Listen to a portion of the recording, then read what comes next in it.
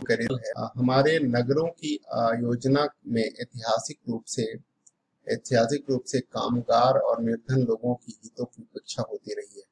हमारे नगर वर्तमान रूप से असहिष्णु, असुरक्षित और अधिक संख्य नागरिकों के रहने के लिए न रहने योग्य स्थान बनते जा रहे हैं। तथापि हमने पुराने तरीकों से स्थिर विकास योजना से जारी रखा है कि जो लोगों के जीवन अनुभव और आवश्यकताओं की दूरी बनाए रखते हुए बहुत सारे लोगों, स्थानों और क्रियाकलापों, प्रथाओं जो किसी नगर के अविच्छिन्न भाग होते हैं, सक्रिय रूप से शामिल न करते हुए अन्यतः तकनीकी विशेषता से लिए जाते हैं।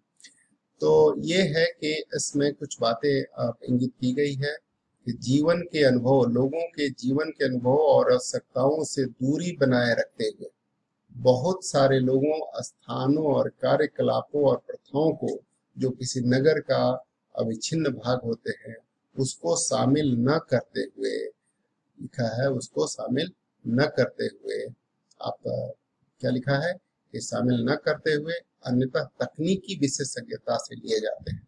यानी इसमें मानवीय जो संवेदनाएं हैं उनका अभाव है।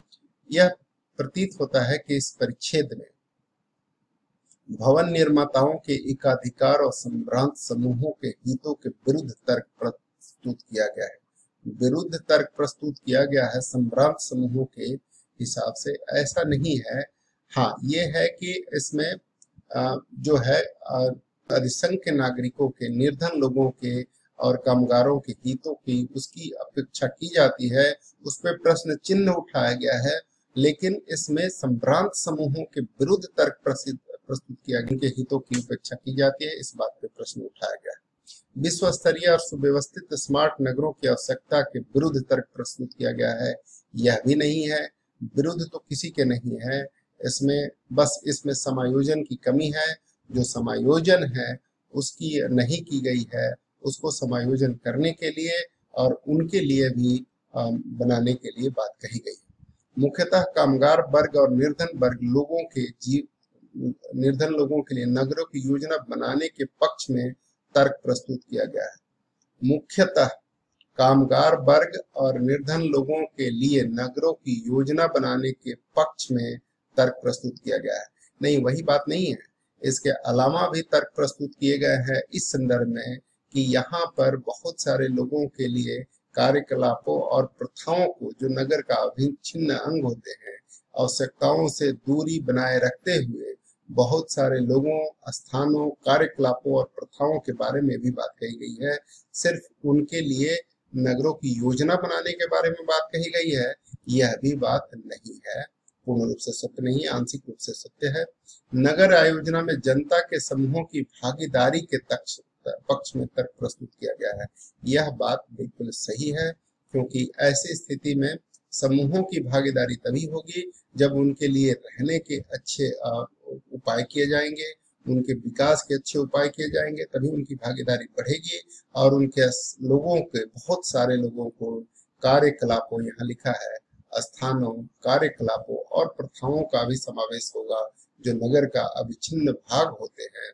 तो ये एक कहा गया है, तब तो जनता की भागीदारी बनेगी और नगर की जब प्लानिंग की जाए तो उसमें जनता के समूहों की भागीदारी के पक्ष में तर्क प्रस्तुत किया गया है और ये बिल्कुल सही है। तो इस प्रश्न का जवाब जो होगा वो डी होगा। उम्मीद है आप समझ गए होंगे और इस प्रश्न का जवाब आप सही किए होंगे। ठीक है, थैंक यू। अगर अभी तक आपने हमारा चैनल सब्सक्राइब नहीं किया है तो do subscribe it and press bell icon as well. और आगे आप इस तरह की वीडियो देखते रहेंगे, ये हमारा वादा है। हर एक साल की भांति प्रत्येक साल पिछले कई सालों से हम लगातार प्रश्न पत्रों को उसी दिन जिस दिन एग्जाम होता है उस दिन हम उसका डिस्कशन करते हैं और आपके लिए प्रस्तुत करते हैं। तो उम्मीद है कि आप इससे लाभान्वित होते हैं और आपको यह सुविधा मिलती है कि आप जान पाएं कि आपने कितना सही किया और क्या सही किया, क्या गलत किया, और आगे आने वाले परीक्षाओं के लिए भी परीक्षार्थियों को बहुत कुछ सोचने, समझने और निष्कर्ष निकालने में मदद मिलती है, बहुत कुछ सीख पाते हैं।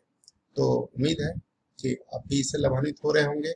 आप अपने साथ अपने दोस्तों को भी बताएं और लोगों को बताएं यह चूंकि लाइव क्लास होती है उसमें ये डिस्कशन होता है, और उसमें ये यूट्यूब चैनल पर अभी अपलोड नहीं होता, ये बाद में अपलोड कर किया जाएगा।